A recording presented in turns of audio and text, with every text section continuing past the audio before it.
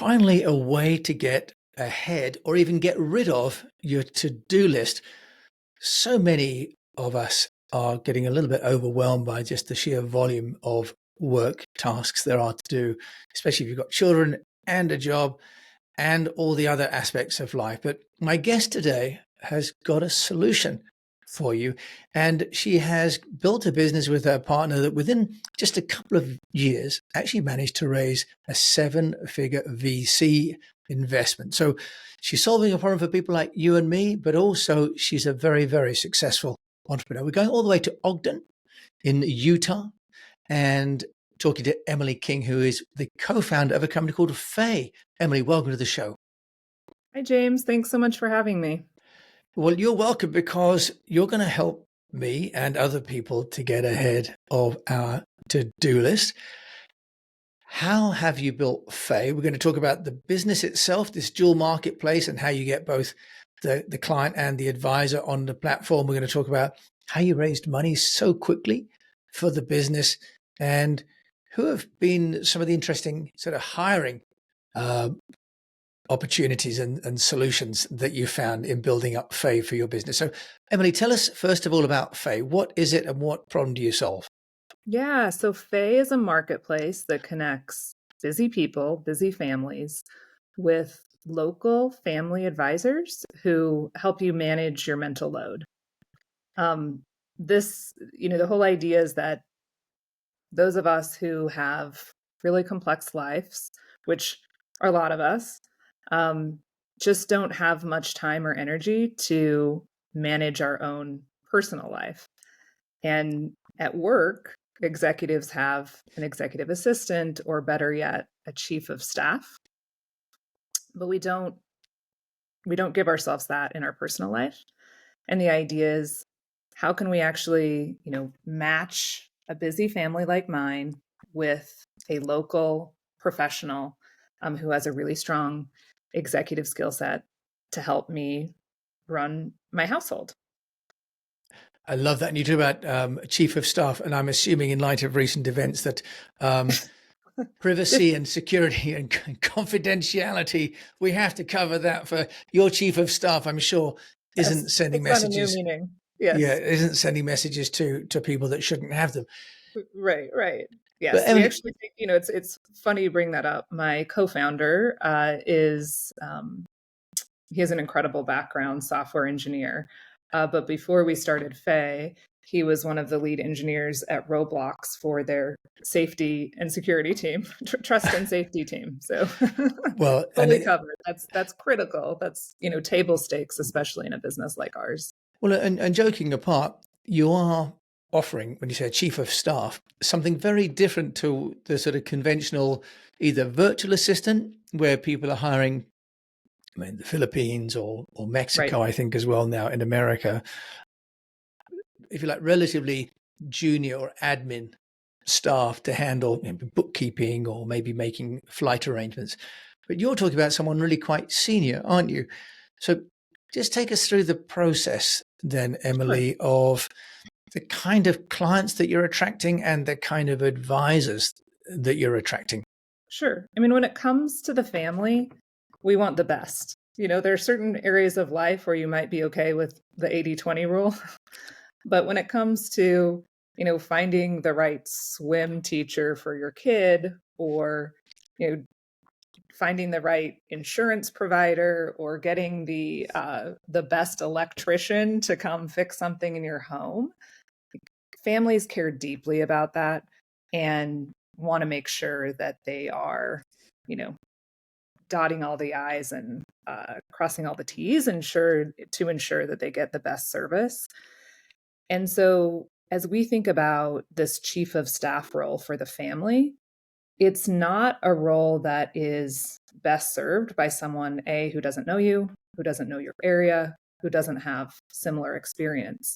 So the insight here was, how do I actually go out and find someone who has all of that, a professional working background, a strong communication skill set, a real deep understanding of the types of challenges that I have as a parent, understands my local area, And we thought, hey, can we, we think there are many people out there like that, whether these are um, other moms like me who have maybe stepped back a bit from the workforce. They might work part time. They might now be stay at home moms, but once had big careers.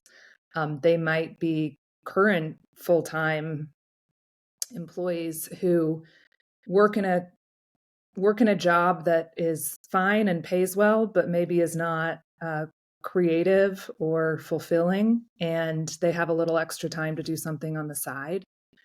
And our whole network of advisors, you know, they have like a deep desire to help others.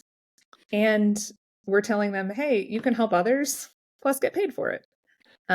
So there's a strong value proposition on the supply side to do this type of work. And many of these, mostly moms, do this work for their own family and have never been paid for it.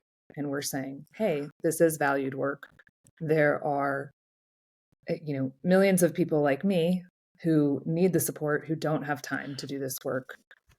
Yeah, and of course, Ensure Faye and connects the two parties. that's wonderful, because in Asia, where I lived for 25 years, when we had the children, we were able to have an IE, we called them, right? Someone who was there all the time. And of course, in Asia, that's been part of many people's lives as middle class. They can have people to do those tasks for them.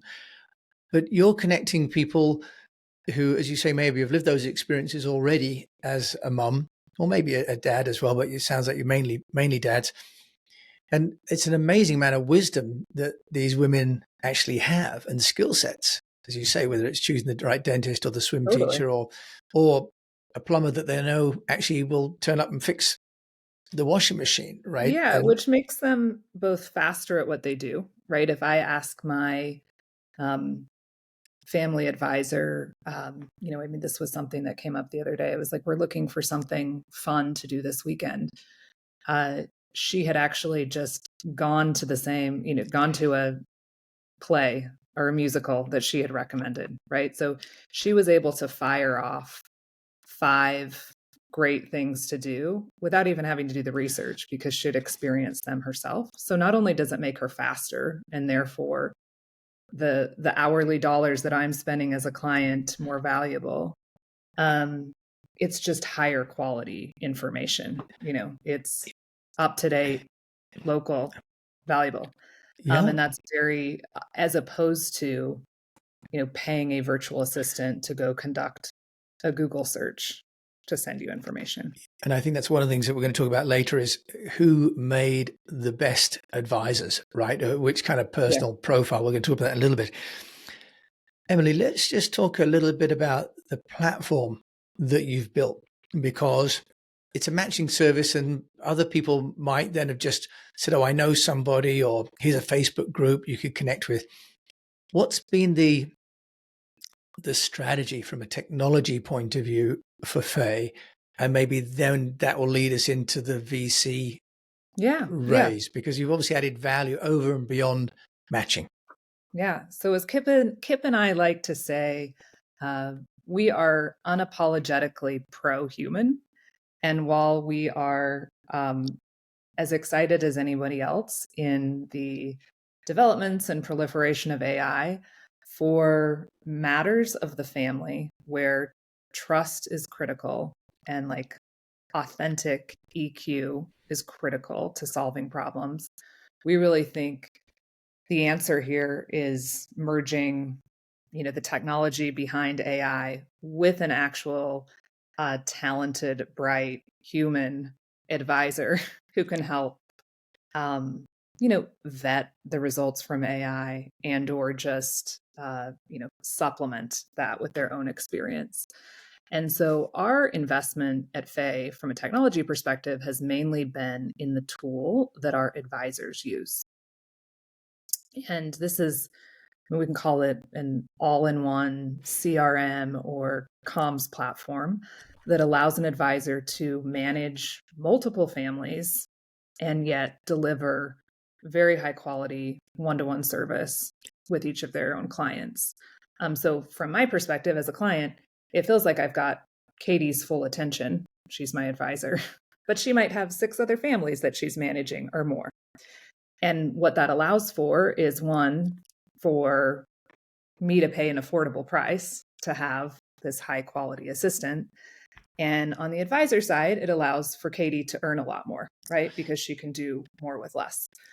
That's great. And just in terms of pricing, let's just talk about that for a moment, because it's very affordable, isn't it? So this is not a boutique sort of concierge service that would only be affordable by people living in Park Avenue, right? Do you want to just Right. take us through Yeah. the pricing?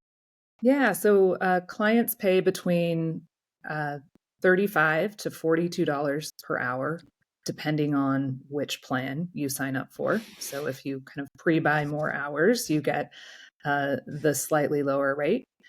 And it's really simple. It's super flexible. Everything is month to month. We don't lock you into annual contracts. We want you to love Faye or not continue. And luckily, most people do love Faye, and so our retention numbers are excellent. But there's a lot of flexibility in terms of working with a family advisor. Yeah, so that's great. So anything between like 169 a month up to 569. These are prices correct at sort of the time we're talking, and you must check them, of course, Those with are Emily. But the point is, if you are a busy executive, you're probably making a couple $100 an hour, right? I would think, or more. Oh yeah, At which point the service has paid for itself, right? The opportunity in cost an of, hour. Yes, yeah, in an hour, depending which on who is you are. yeah, which is interesting. What we've found is the value prop for entrepreneurs or consultants or any of us who are like acutely aware of what our time is worth, especially from an hourly perspective. We have, for example, we have uh, a lot of female attorneys and lawyers. And I tend to think that's because they're sitting and doing the math like, oh, 1 hour of my time might pay for Yeah, an completely. entire month of support. Like this is a no-brainer. Yeah. Why would I not do this? Yeah, exactly, Emily. And talk about value proposition. Let's move on. So we understood you've got a model. You could just share with us how you're attracting the two halves, because in Sure. any SaaS platform, you've got to get the clients and the advisors, or the buyers and the suppliers, whichever way you want to look at it. Take us through how you're getting enough, if you like, advisors to service the clients and enough clients to make it worth getting advisors on board. Yeah, I know that can be really tricky sometimes with marketplace businesses. We have been fortunate in that the both our supply and demand have very similar profiles.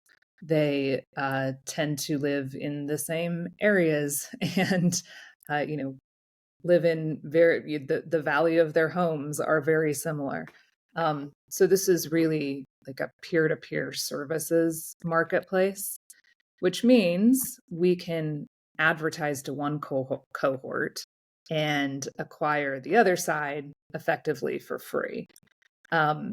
Which, from a business perspective, if you're only paying customer acquisition costs on one side of the marketplace, that becomes obviously a lot more attractive to investors, but also just to your unit economics. When you say advertising, just take us through that, Emily, because I can imagine there's a big word of mouth and then There is, yeah. reviews. Yeah. But how do you keep that momentum going and getting some more scale? Yeah. I mean, I think we find clients in a lot of different ways. Our three kind of most common paths. One is like what you said, word of mouth, clients recommending other clients, whether that's a mom who's seen a lot of success with Faye and she brings it up with the other soccer moms at the game on Saturday, or at a dinner party. There's a lot of like actual like physical word of mouth, people Yeah. talking about us out in the community. And that is a major source of growth for us. The other has been, investing in paid media.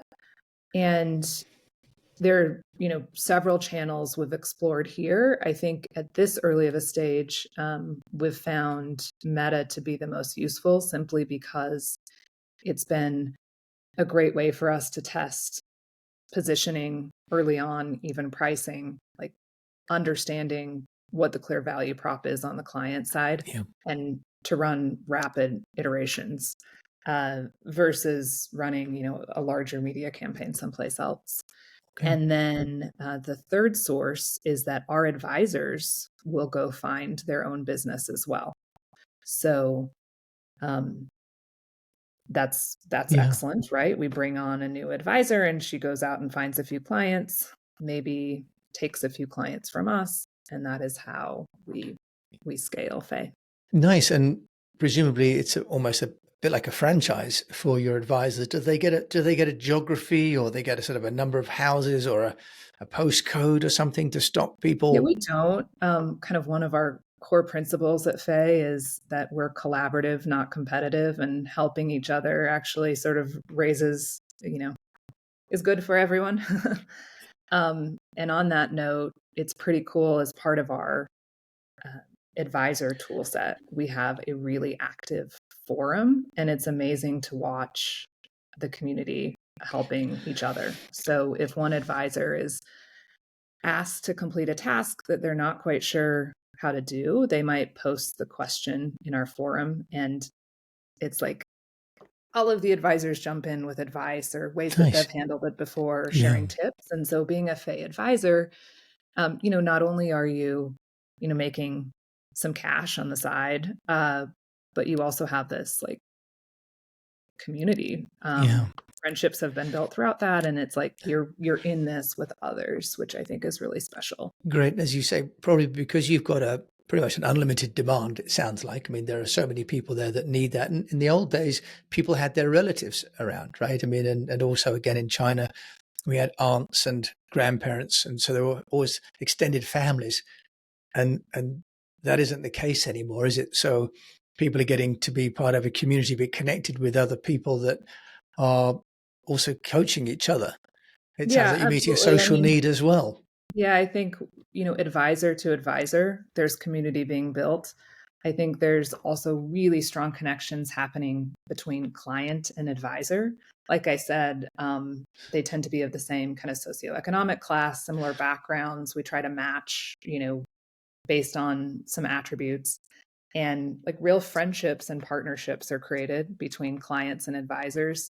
In fact, my advisor was telling me the other day that one of her clients, um, she's based here in Ogden, but she lived in San Diego for quite a while, and she has several clients in San Diego.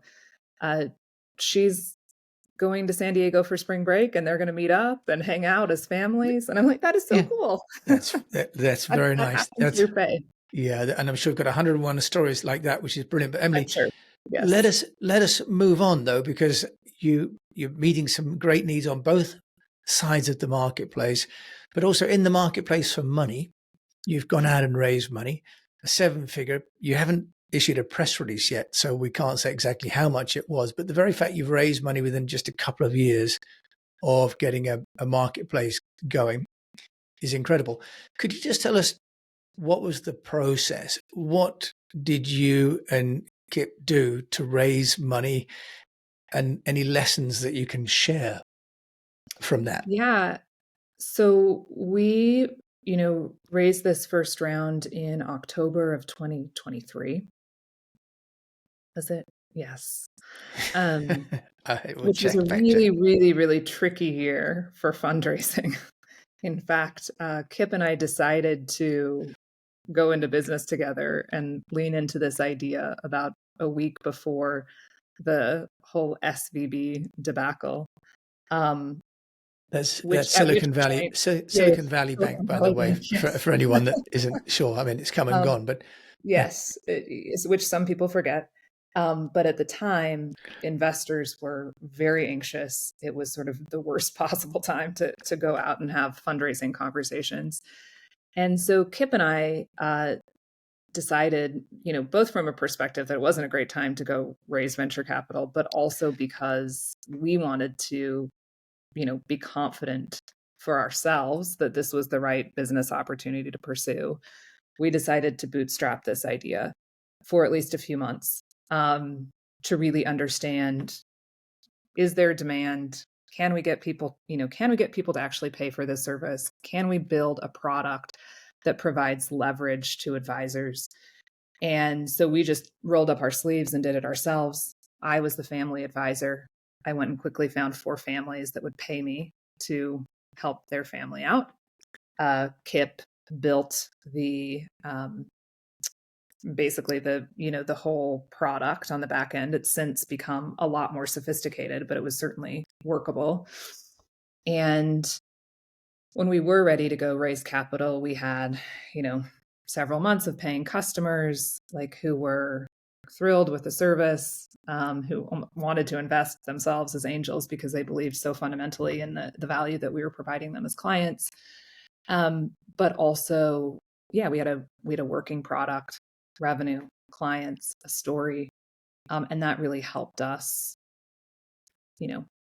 have a compelling pitch to investors. Some people can go raise with like a great team and a big dream.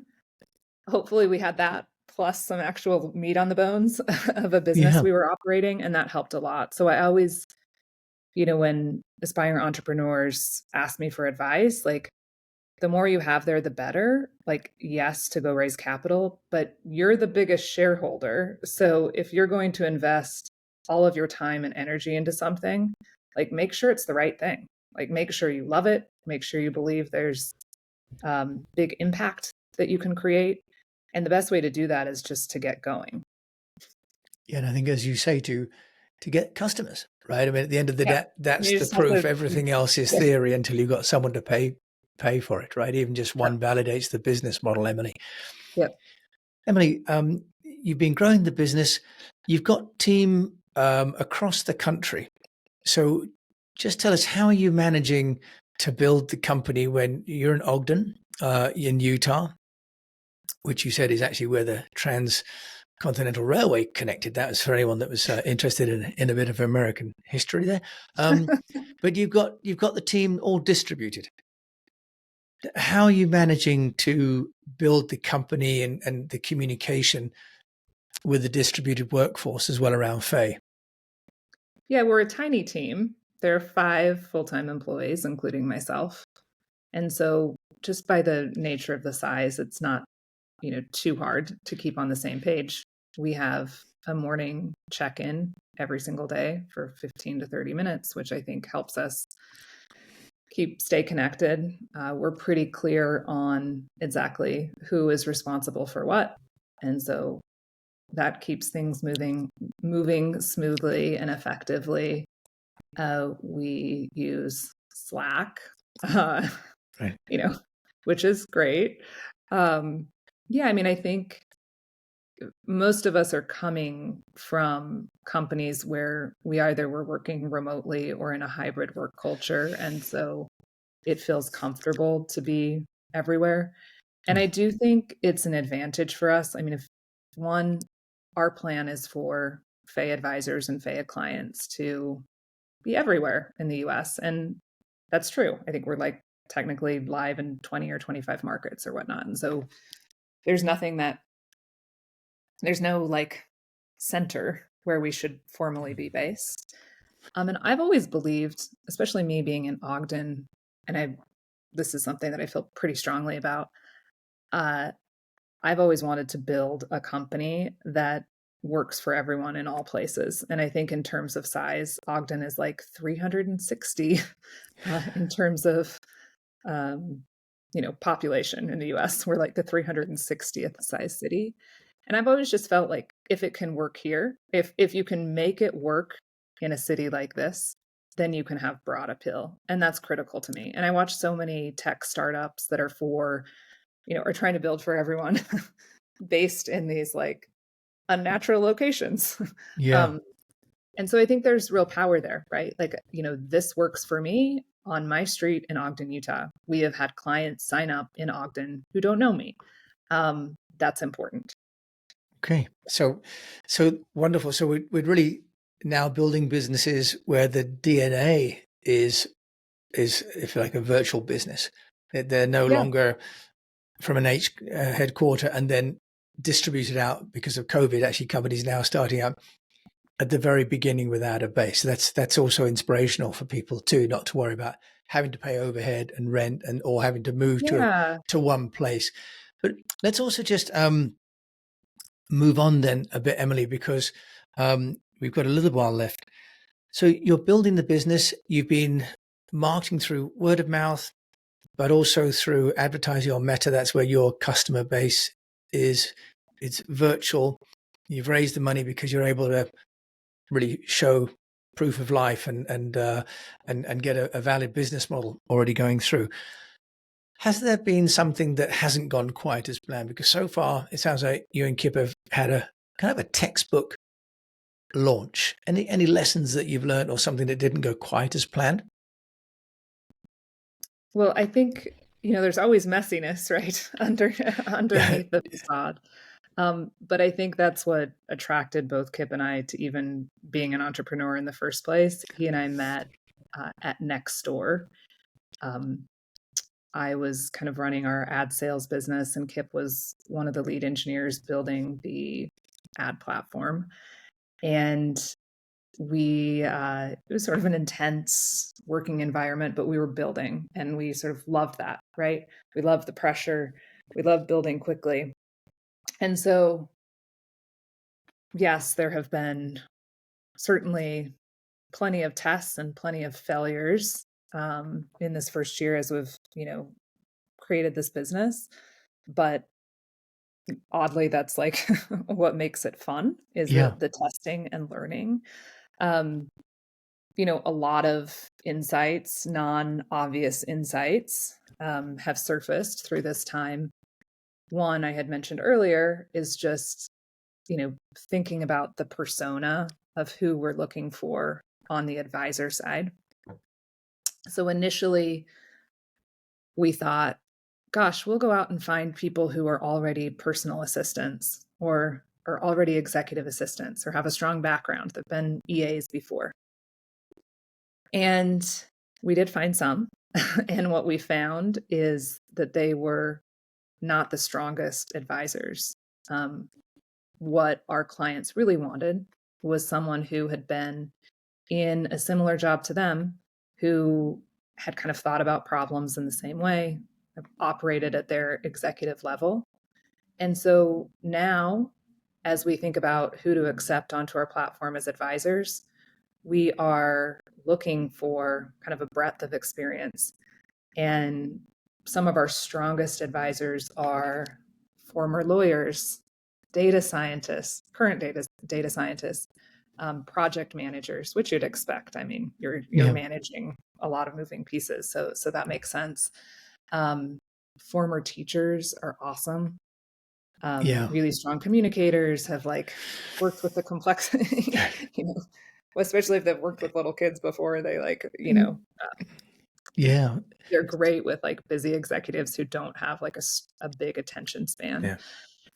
So I think that's been really insightful.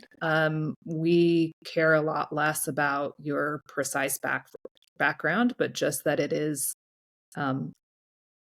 professional. You have a really strong communication skill set. You're a strategic thinker, and that means that we have advisors from a wide array of backgrounds. Yeah, that's interesting, Emily, that you can go out thinking that you're going to need one kind of person, just like people think they might have one kind of client, and then it kind of meets reality, and that you change a little bit. Yeah, and on the client side, what's interesting there too is we really positioned this initially, and still frankly position it in this way, that this service is for busy families. Our kind of customer, our key customer profile is like a dual income family with kids under 18.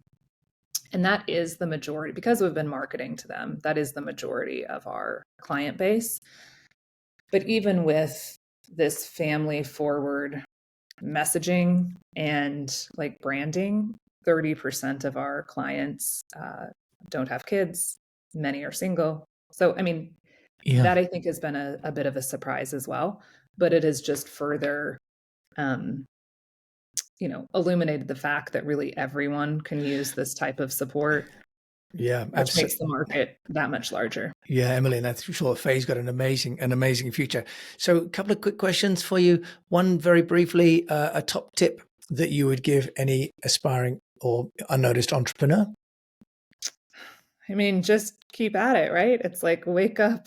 I think you have peaks and valleys, and you know, something great happens today, something, tricky could happen tomorrow, and just like sticking with it, I think is you know, common advice. So nothing new there. But it's But I it's will add that if you're feeling, I guess my other piece would be is if you're considering becoming an entrepreneur, um, I wanted to start a business. I was convinced I wanted to be an entrepreneur at 25, and I did not start this business until I was 41 because I felt like, there was always another job that came up, or, I needed to build more experience. And it's amazing once you finally, if you are feeling that way, once you finally kind of take control and do the thing that you wanted to do, which in my case was build something. Um, it's incredibly invigorating. And so if you are thinking about taking the leap, do it.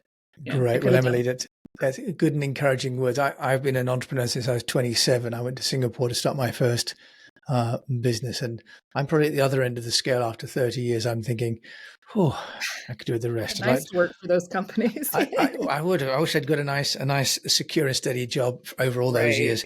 I'd probably have a few less wrinkles. Emily King, one book or blog that you would recommend for people?